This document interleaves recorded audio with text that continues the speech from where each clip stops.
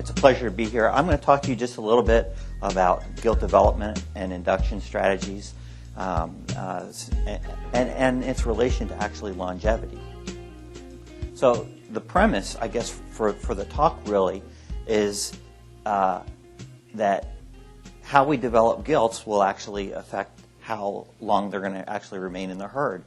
And so how we develop them will impact their maturity, their fertility, and in subsequent parities. And if we do this improperly, then we'll wind up with problems in greater days for service, non-productive days, reduced fertility, health problems, and then higher fallout rates.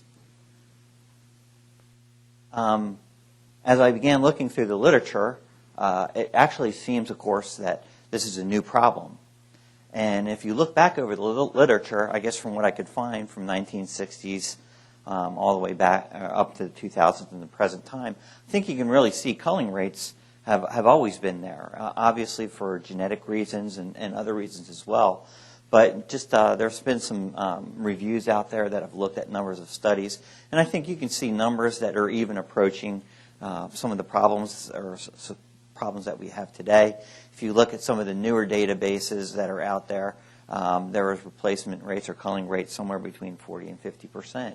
And this has raised large concerns from welfare reasons, costs, and the ability not to maintain economic return on this gilt if she doesn't make it past a particular parity.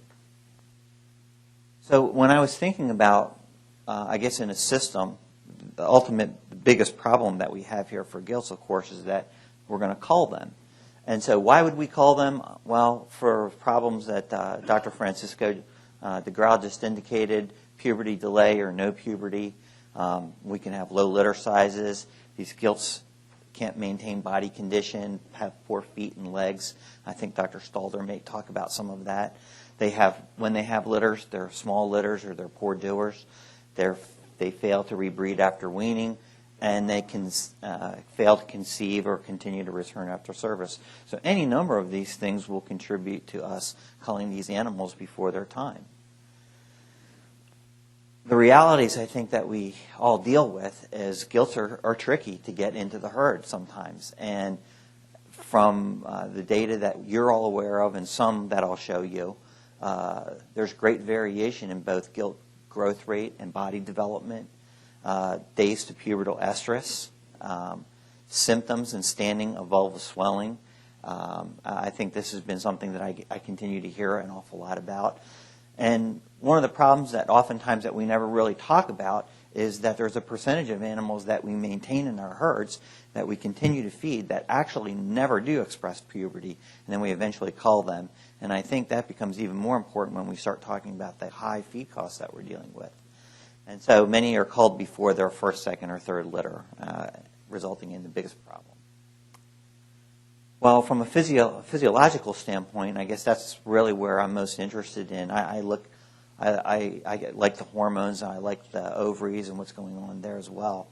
But when you look at what's going on with these particular gilts, how mature are they, or why are they really failing? This particular graph only looks at two things, and it's certainly a lot more complicated than this picture. But I looked at two things. And the red bar really is the presence of what we call medium-sized follicles. These are, I guess for lack of a better term, these would be PG600 responsive follicles. So if they have these medium-sized follicles on their ovaries and you give PG600, you'll get estrus in about 5 days. And so that's a really good response, that at least the ovary can mature. What you'll notice is the blue bar is a little bit delayed and much lower, and that is the LH responsiveness, the pituitary hormone that actually pulses and actually drives these follicles to maturity. These two things are out of sync. And while I won't go over all of this very, very wordy data, there's a couple of important things that I think are important, and that is the ovaries can respond to an exogenous hormone such as PG600 very, very early in life. By about 120 days of age, when these gilts are very small and immature, you can still give them a hormone and their ovaries will respond. So that's great. The ovaries are good. The problem is, and Rick Barb out of Georgia showed that it's the LH response, the pituitary, is not really mature enough until it does not at least completely mature, at least in their study, until 210. Now, what this does not mean is that they're not maturing between 150 and 210. It just means that at 150 days of age, these gilts are not, the pituitary and the brain are not fully mature to drive fertility. And I think that's a very, very important point for all of us to remember, is that these animals take physiological time to actually mature.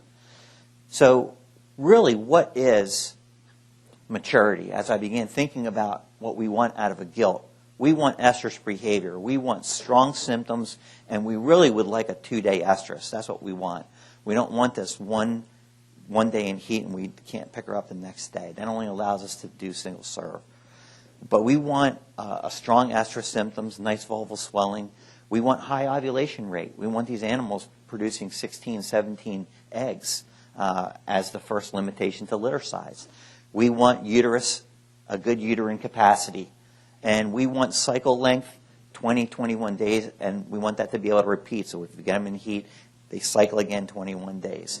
Now, as you all know, those are some of the problems that we don't have. We have problems in all of these particular areas right now.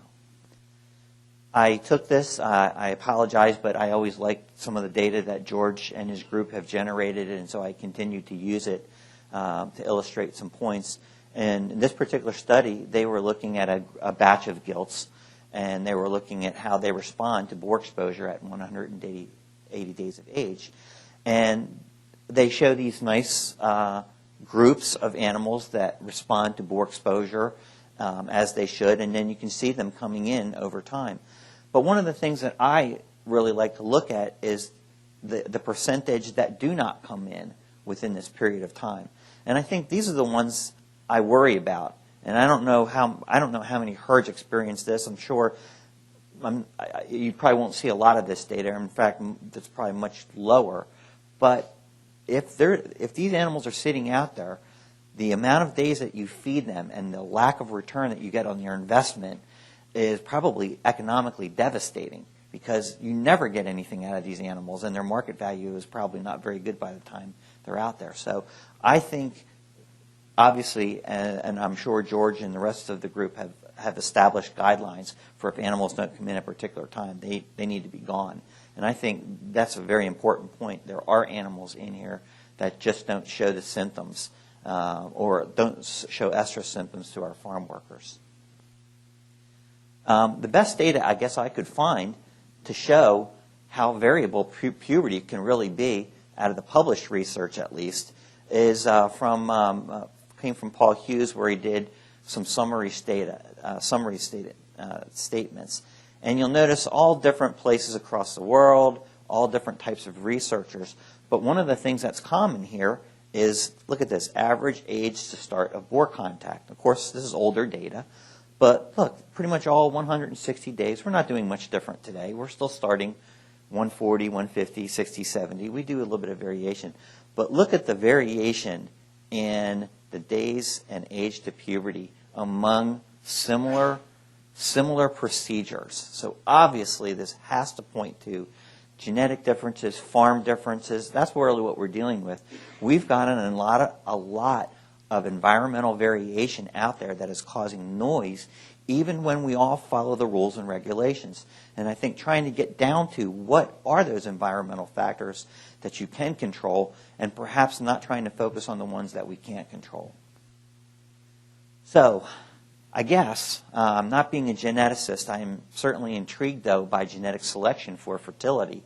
And so what we put on here are some of the things which I asterisked that seem to be maybe well worth looking into for some of us, or at least to consider. The first one is age at puberty. We all know that age at puberty is considered moderately heritable. At least in this particular study by Merck's, it's actually a little bit lower than I've seen in other studies. Sometimes it's up as 40%. But this one says age at puberty is moderately heritable and responds to selection for younger age. This one obviously has gotten my attention because I've mentioned it already once, which is the vulva symptoms. And I know all of you are sitting out there we deal with this. We've got animals that express heat that have very little vulval swelling. We've got animals with big vulval swelling that never do express heat, and we don't know what the heck is going on. But this is a relatively moderately heritable trait. So if you select females for this, subsequent generations also show these same types of strong symptoms as well. And so we take whoever we can get, whoever comes into heat, small vulva or not, and we breed them, and we kind of perpetuate. It seems like we perpetuate the problem. The standing response also seems to be heritable. I apologize, but I don't remember the components of what the standing response was, but it's very likely the strength of the standing response. But I also think we need to think about the duration of the standing response as well, how fast they respond and how much stimulation we apply. And of course, as you already know, ovulation rate has been highly selected over time as a first step in increasing litter size. The other ones, of course, you're well aware, litter size lowly heritable, but yet we still continue to make improvements through environment. And not to hit the vulva swelling too much, but this is one of the largest symptoms that our farm workers have. They heat check, they look for color changes, they look for some swelling. And this one came out of, I found this out of Redmer. And what they looked at is the percentage of gilts that show positive estrus symptoms. And what they did is they selected these animals for vulva symptoms over generations. And then they looked at the percentage of these gilts that showed those particular symptoms and estrus responses in subsequent generations. And I think you can see by the third generation, they actually had a highly fertile herd.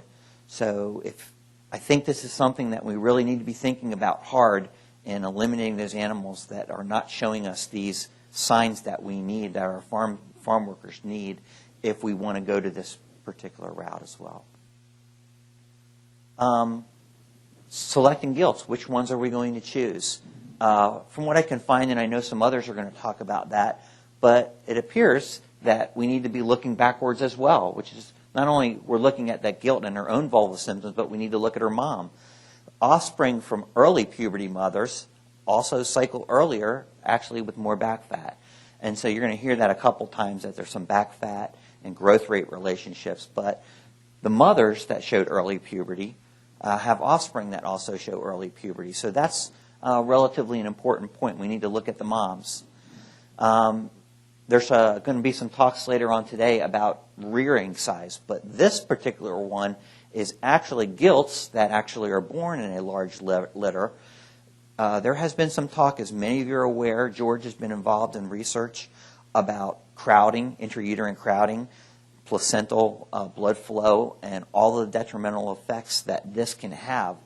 And this data from 2010 supports that, in that gilts from large litters where uterine crowding occurred could have smaller placentas and will subsequently have smaller fetuses when they are born as well. So at least that's a concern that we need to look at. We don't want to necessarily just select gilts from large litters, but there is a way out, and that is by selecting gilts that act from large litters that have heavy birth weight relative to the rest of the herd.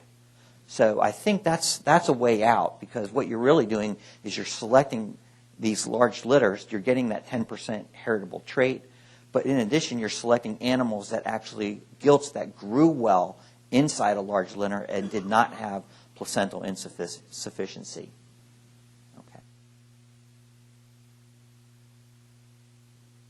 There's been a lot of talk and a lot of research over the years about growth rate, and I'm only showing just a small window of that, and the Canadian group has done just tons of work in this area as well as those from South America. And I just picked a couple of studies here, and it seems like the magic number appears to be something about 600 or greater than 600 grams per day up to this particular, somewhere around this period of time when we're going to grab these gilts for the first time and move them in towards a breeding herd, and that's 140 to 160. And it is related to age at puberty. So this faster growth rate seems to reduce their age to puberty. And there's several studies that support that. And I pulled out one example here looking at 577, obviously less than this mark and above this. And they looked at age at puberty. And of course you would say, hey, that's not good because they're later. Well, I can't really explain that, but I think maybe the more important point is we're not going to breed them at this age anyway, but look at the percentage that were pubertable by 190 days of age. Almost just over a 20% advantage in these faster growth rate animals. And of course, this is what we want. We want to be able to eliminate those animals that are not going to be expressing estrus by this particular cutoff. It might be 250 or 260 for us. So apparently growth rate is something that we should focus on and make sure that we minimize off-feed events during growth. I won't go into too much about this. I certainly don't want to go too long. But, there's been a lot of research on how do you feed these developing gilts. And I have looked through the literature and struggled with this, and I cannot find too many papers that show that dramatic diet differences during early development impact reproductive potential as much as we might hope, meaning that we can change diet during growth development and increase fertility. The literature does not seem to support that very well. And again, there's some studies out there that I could find. But what was interesting to me was that later on in the period, so now we're just getting ready to move these animals into estrus induction around 160, 170, or even after the point where we're getting ready to breed. Now it seems like feed or method of feeding seems to actually make some sort of a difference. And certainly weight gain in this last period of time when they restrict them or provide them 1,000 grams a day actually impact both the numbers of medium follicles and some oocyte maturation. Hence, this is what's going to impact ovulation rate, follicle selection, and fertilization rate and embryo survival or eventually litter size.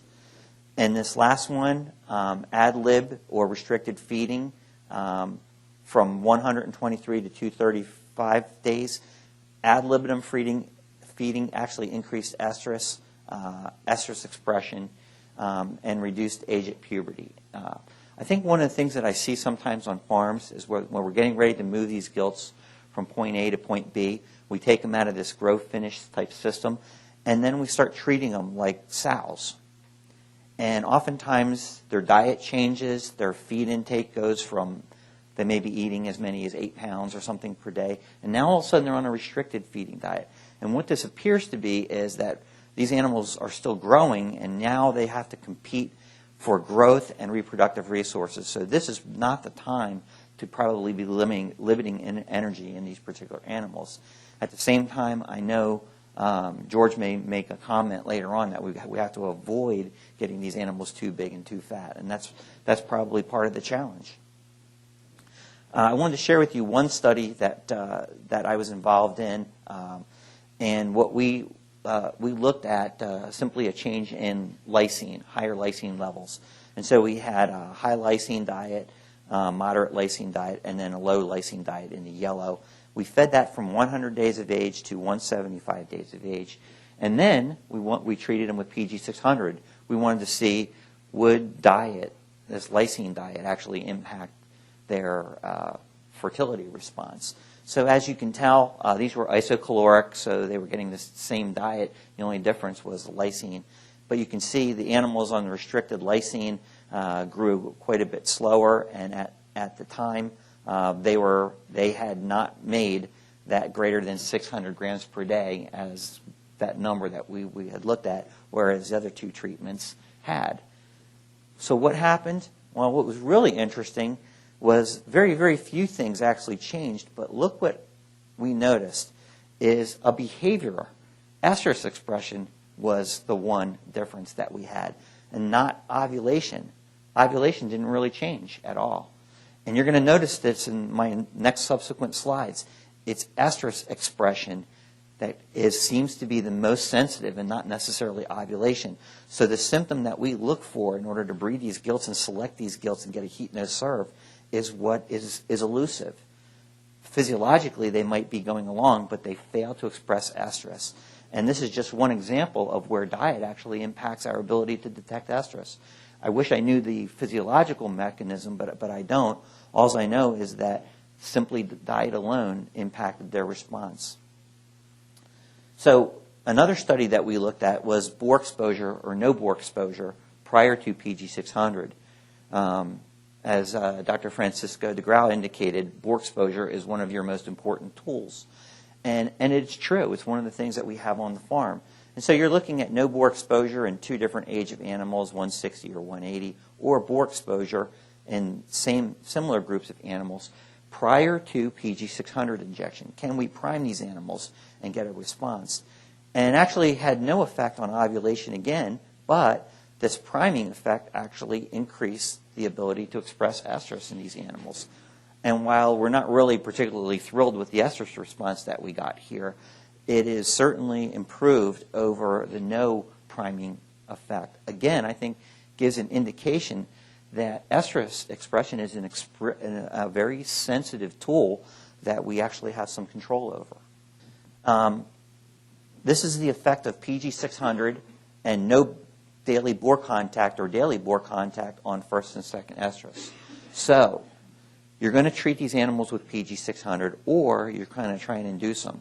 And by the way, I'm not being paid by Merck Animal Health to do PG600 stuff. It just happens to be something that we use as a tool to help us control breeding studies.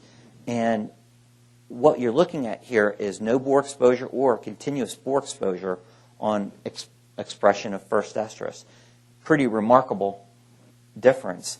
And if you look at ovulation, again, no difference in ovulation response, but a big difference in estrus response. What about the second estrus? If you continue to maintain boar contact even after they express estrus, look at a 25% advantage in continued expression of estrus at the subsequent estrus. So I think this is really important. I know sometimes it's going to be very difficult to manage how are we going to do this on these big farms and when we've got animals in pens or stalls. I don't really know the hows, but simply the data tells us that these are important tools for us to use right now. I guess more of the same. Different researcher groups. I looked at adjacent boar housing on cyclic activity, following hormone induction on puberty and gilts. It's telling the same story again, which is if you do not, after you induce them, if you do not supply any boar exposure, you get just about half of them in. If you continue to supply boar exposure, you almost get most of them back in the second time. While in this particular study, ovulation did not go very well. I think some of you have probably heard the story that if you induce animals with PG600, sometimes they don't cycle a second time. So the data seems to suggest that continued boar exposure after the induction is very important to maintaining the fertility in those animals. I picked this up, John Gadd. I read some of the articles that come across my desk from time to time, and every now and then, you know, I knew I was going to be talking to a rather experienced groups here and in Canada, but sometimes some things actually strike me. And one of them is Dr. Gadd reminds me that certain procedures are critical. Boar exposure is a critical and an essential procedure, and it has to be done well. And if it's not done well, we're going to wind up with all these cascades of problems. And so while I know I'm preaching to the choir, I know he was probably saying that these simple things that we take for granted every day are the detail things that we really need to focus on. And so what we really want to do is we want to provide good stressors to animals. And I've been thinking about, you know, our industry has been going through these changes where we're looking at the bad things that we do from the outside source as a humane society, what bad things we do, and bad stresses. But, you know, the other thing that we all know is that there really are good stressors. We have good stressors out there. Boar exposure, relocation sometimes is actually a good stress for us. That's a really positive effect on fertility, on longevity in the herd. And certainly there are bad stresses. So what we want to do is we want to maximize our good stressors and try and minimize those bad stressors that actually inhibit hormone release. So this is just kind of an example of a good stress, and that's boar exposure. The earlier you start boar exposure, whatever your farm is, what you notice is the earlier you start boar exposure, the earlier you start getting them to come in. The later you start boar exposure, the later they start to come in. So that's really interesting. And you'll notice that the graphs are different, and this is just a hypothetical graph. And here's some actual data that shows you the exact same thing. This group exposed animals at 160, 180, or 200. They looked at age at puberty, and of course, age at puberty, very related. Notice what was really interesting, though, is as these animals get older, the interval from start of exposure to puberty gets much, much shorter. And what's really interesting is your synchrony changes. So these are choices that you all have to make, or can make any day. Do you want a synchronous group of gilts? Do you want them to come in? Do you want them to get maturity? You have those choices. And you can use these sorts of tools to synchronize batches of gilts, large groups of gilts, small groups of gilts. It's very effective. I took this data from Dr. Roger Johnson at Nebraska, and he reported an early exposure. This is looking at 140-day exposure. And how many of you exposed gilts at 140 days? Show of hands. How many later, 160, 180? Okay. This is what we would consider an early exposure group, and then he shows the response of what it looks like at 140, and you can see pretty nice response. They get a large peak somewhere around 160, 170, but they trail all the way out here, and he shows their average response on these 244 standard deviation at 24 days, and they came in anywhere from 135 to 276 days. Pretty large spread. Okay, but anyway, this is what a pattern would look like. From the National Pork Board genetic evaluation study, where they took several different lines of animals and put them all through the same genetic induction system. This was a little bit later exposure. They began exposing them at not 140 but 180 days of age, and they did this twice daily boar exposure. And what's really amazing to me is, of course, you've got almost a 0.21 inches difference in back fat amongst all these different lines. First estrus expression, you only have like a 4% difference in their first estrus expression. So pretty good responses in many of these genetic lines. Obviously, you can pick out the high ones and you can pick out the low ones. Age of puberty was similar, but there was a 16-day difference. And then they looked at farrowing rate, and that obviously caught my attention here, and total born as well. There was one particular line in here, 17% difference between the high and the low in farrowing rate, and a 1.8 difference in pigs, total born. How are we going to deliver boar exposure? And what would be the effects on days to puberty? Well, if you look at the data, it says, well, you have choices, and I know most of us don't really do this anymore, but if you're trying to make decisions, do you want to check every day or just during the weekdays or not the weekends? Well, obviously, if you look at days to puberty, daily exposure is critical, and I think all of us would probably agree. So that means weekends as well. Nobody gets off on the weekends. And it looks like the data is pretty clear that you're going to lose if you don't do this as a daily routine. Percent cycling in 2 weeks. Can you get any benefit from gilts by increasing the frequency? And it looks like you can. It's supposed to say 2 times a day. I apologize. But it looks like, at least in this particular study, you get a benefit from twice daily boar exposure versus once daily. I'm going to show you some caveats in just a second where maybe this won't be necessary. This actually came from my advisor, who was evaluating early on what they called fence line boar exposure, FBE, or physical boar exposure, which a lot of farms are actually using right now. And this is looking at fence line twice a day or once a day, or physical twice a day, once a day, where you actually run the animals in with the boar. And I guess I'll highlight one thing. If you use fence line boar exposure once a day, you do not get the estrus induction response that you're hoping for. But if you use fence line boar exposure twice a day, you get an excellent induction response. However, if you use physical boar exposure, it really doesn't matter whether you do it once or twice a day. So if you're labor crunched, physical boar exposure can really be a good tool. One of the things I am concerned about, and I'll say this again, as the Gilt groups have gotten larger and larger, many of these studies were done originally with smaller groups of Gilts.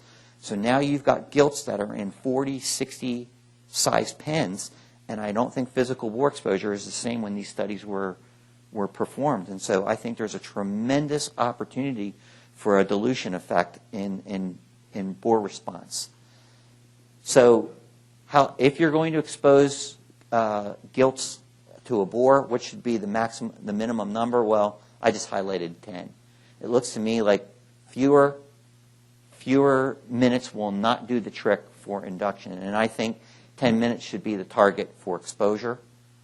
The early work that we were all excited about many, many years ago, you all remember the transport phenomenon. You could mix groups, you could put them on a trailer, you could move them around, you could expose them to a boar, and you get these really nice responses. Well, PRRS and every other disease out there changed all of that. Now nobody wants to move anything, and we've got closed systems and ventilation and air filtration. So what's the challenge now? I think what we need to do still is we have to do in-farm transportation, moving pens. We still need to apply positive stresses.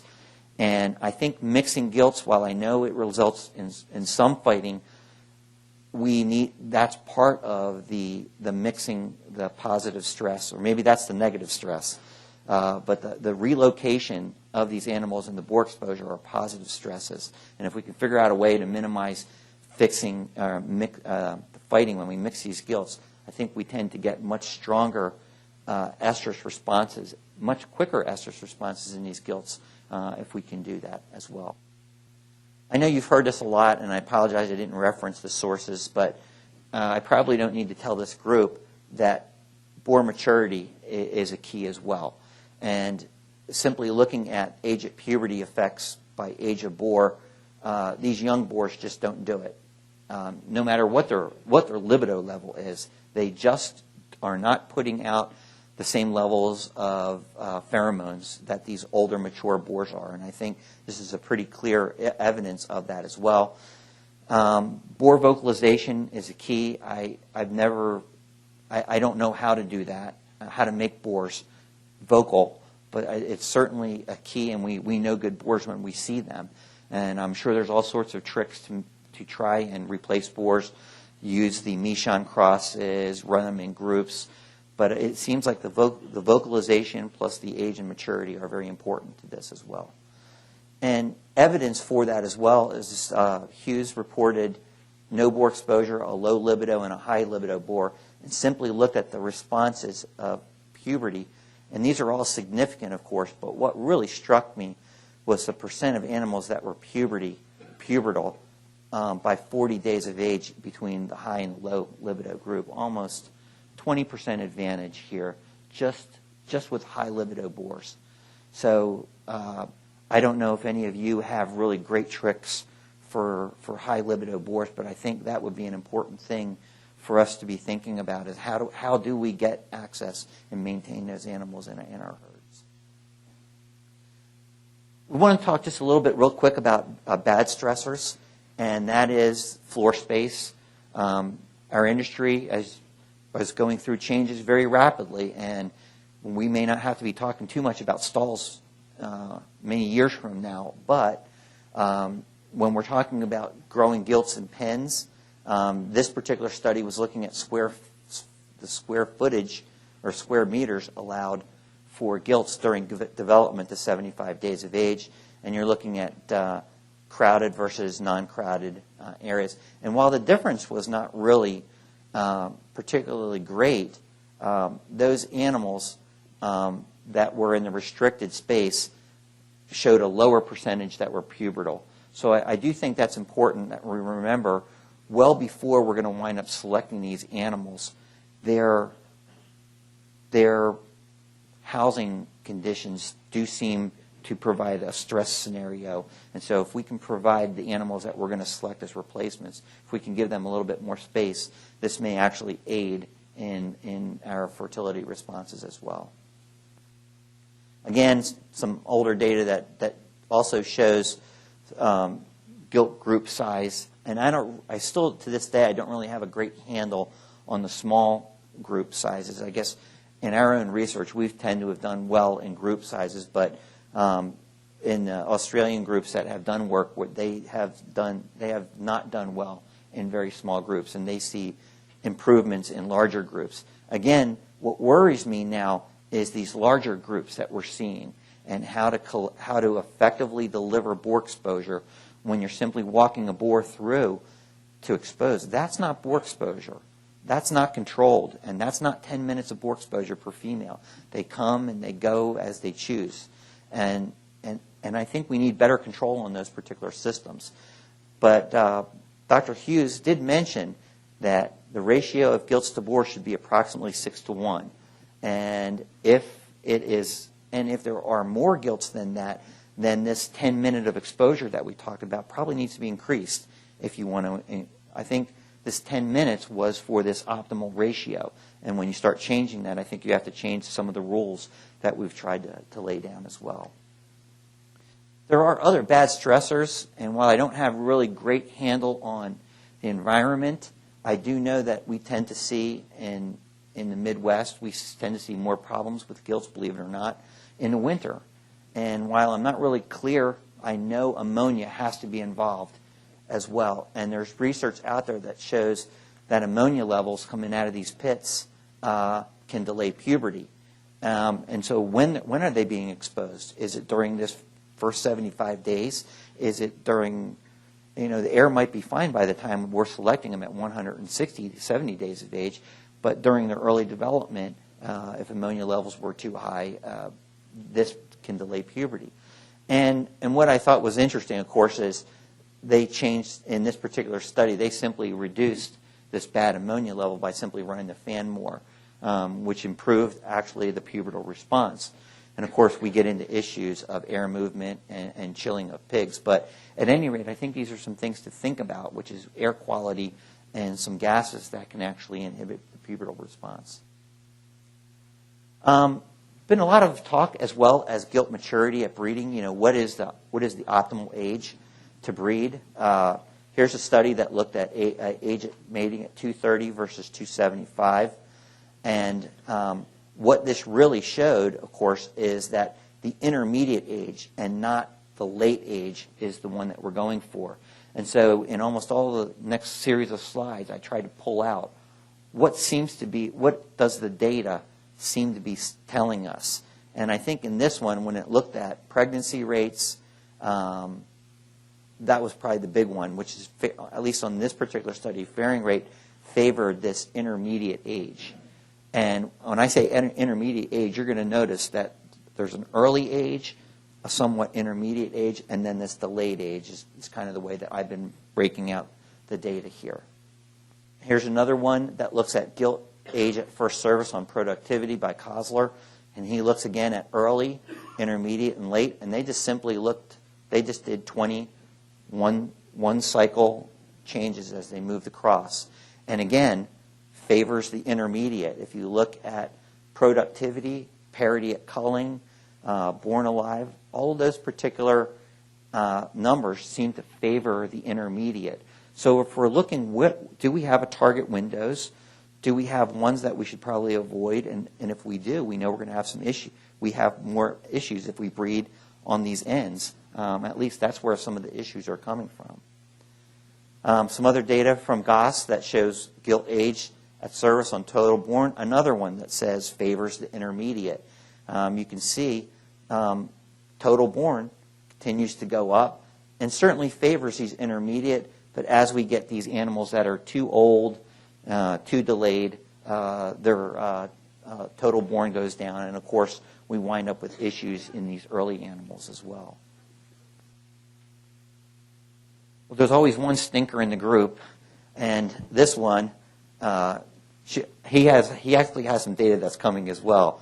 But his data, I didn't want to give you all of the one message, but their data simply showed that total born continued to increase as age at mating increased. But that really does seem to go against a lot of the data that we're generating, and perhaps it has something to do with the genetics that were being used maybe back in 1994. But it was a large group of gilts in this particular system, and it does seem to fall out with much of the data that we're talking about. And one of the caveats on this one is they have later data that I'm going to show you that longevity in these very animals actually favors the intermediate group again. So if you're looking in short-term litter size, yes. But if you're looking at long-term longevity and litter size, the intermediate group is the one that is favored. So this particular group looked at weight at mating. Again, favors intermediate back fat and weight. You know, if they get too heavy, or if they're too light, or if they're too fat, or if they're too lean, they don't do as well in total pig production. And so it seems to be shooting for these middle ranges in almost all of these particular measures that we can. Similar data that came out, I think, out of this conference a few years ago from Williams. And I've got weights here and kilograms on the bottom. Again, not to be too boring on all this, but everything just seems to be favoring the intermediate weight ranges. And you'll notice that somewhere we want to get these animals in the herd as quickly as we can. So somewhere around this 140, 150 kilogram range to, somewhere around the 300, early 300 pound mark, get them in the herd as quickly as we can seems to improve total born over multiple parities as well. And I told you I'd come back to Shukin's data that showed us that litter size increased as the age of gilts increased. However, notice if you look at gilt maturity and herd longevity, favors the intermediate. So you've got the short-term benefit of litter size if you breed them later, but you lose the longevity even in this early German study where they looked at. So this one, the longevity factor, really does favor the intermediate group. So I'll let you decide where you think intermediate is for your herd, but I think by looking at your own data, you'll know where those animals are.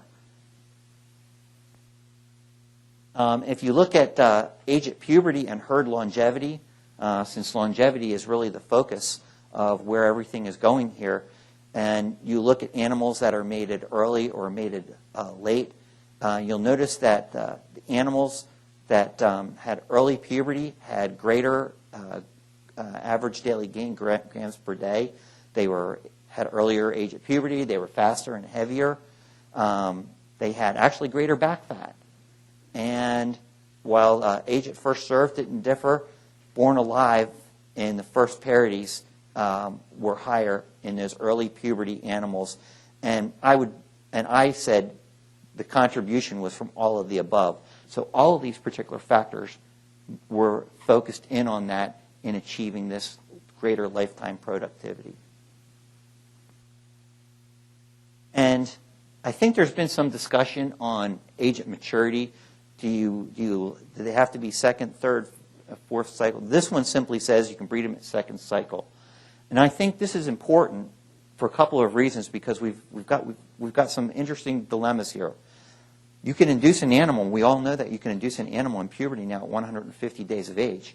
So now, according to this, should you breed her at her next cycle at 171 days of age? And I think maybe my colleagues will tar and feather me, but my answer is no. We don't want to breed them. We want to just keep them going. I think we have to continue boar exposure. We need to get these animals up to that weight and not so much your sexual maturity. Our challenge is to keep them cycling. But remember, the later that you expose boars, the more synchrony you get. But I think there's some advantage to getting these animals to cycle 1 or 2 times to increase ovulation rate and get them exposed to progesterone and estrogen and make sure that that hypothalamus and pituitary are mature at 200 days of age. Age at puberty and sow fertility. It appears, so if we look at the relationship of age at puberty and gilts and what they do as sows.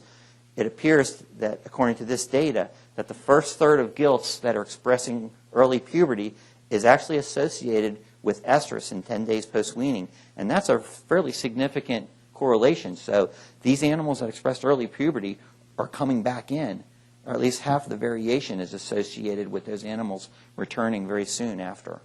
Okay.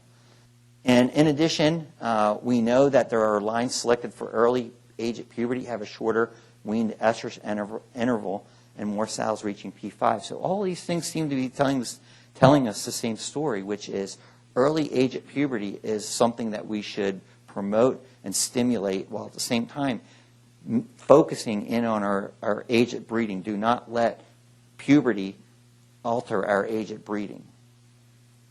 I guess my thoughts on developing gilts very quickly. I didn't want to talk too much about that. And that is that in our new genetics that we have genes in there for both rapid growth, and these are now inherent in our modern selection systems. But what I found interesting, though, and many of you are much more experts at this, but that the immune system and reproductive maturity are not in sync. So the health of the animal is not maturing at the same rate as the reproductive system. And I think that's a really interesting area for researchers to go into. And I won't go into this too much, but they've looked at growth management. Can we slow them down? Should we speed them up? There does not seem to be a whole lot of data, again, that I can find on diet manipulation, except the earlier data that I showed. And in fact, Dale Roseboom showed that diet manipulation from puberty to breeding had no effect. But I do think, and I think I showed you, that we had effects on lysine, on estrus expression. There may be things that we're missing, though, which is the effects of diet on other factors, such as immune health. And that's not something that I don't think we've looked at a whole lot. Francisco mentioned at least a couple times, what are the problems that farms are having? This is some data that we actually have, should be published sometime soon. But when you look at the percentage of farms that surveyed, what are their problems? Well, over half of them said, we've got problems with getting sows rebred after weaning. We've got problems with returns. And look at that. Number 4th on there is gilt estrus. And, of course, we've everything else in there. So a lot of these farms, some of their biggest reproductive problems are related to estrus in sows and gilts and pregnancy. And so getting gilt fertility right is the first time. I learn something every time you give a talk. And one of the things that hit me hard was probably the next 3 series of slides. And that is gilts conceiving at their first AI and gilts returning at their first AI. It was absolutely amazing. Their age at first conception differed, 259 versus 320. Parity at removal, 5.6 versus 6.2. Lifetime pigs, 69 versus 61. Now you're going to see a pattern. So these are animals that fail to conceive, seem to have a problem. And Koketsu showed the same thing. There's a 10% decrease in fairing rate in reserviced females. Turmeric looked at. Reserviced females are 13% likely to farrow. Again, previous failure, 17% more likely to be open. 2 other research that said the exact same thing. I mean, this is kind of like warning signals going up for me, which is a 1-time failure leads to a 2-time failure, leads to a 3-time failure. And so diagnosing, what are the sources of these reproductive failures? Eliason looked at these animals and said by 260 days of age, 16% of the gilts that failed to show estrus had ovulated and had shown a red swollen vulva. So we've talked about that before. You've got animals out there that are not expressing estrus, but we can't detect them. Return to estrus after mating is the most common reproductive failure problem, and that came from several different sources. And when you looked at reproductive tract lesions, obviously the one that sticks out is 50% says there's nothing wrong with them. Can't find any pathology. And then you've got all sorts of other issues.